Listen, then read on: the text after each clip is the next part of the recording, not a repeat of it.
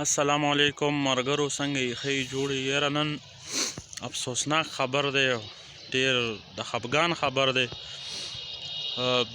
سردار علي مفتی حقانی صاحب نن قاتلانه حمله پې شوې ده او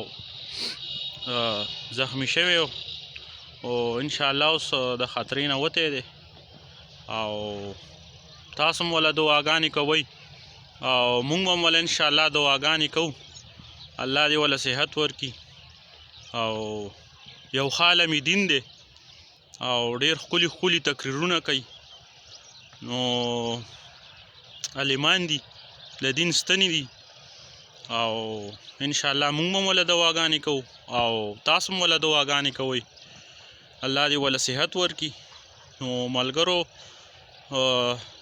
دا ویډیو مخکې شیر کړئ او چې ته زموږ چینل نه سبسکرایب کړی نو دا سبسکرایب کړئ. نور انشاءالله بله ویډیو کې به بیا میلاویږو. د الله په امان.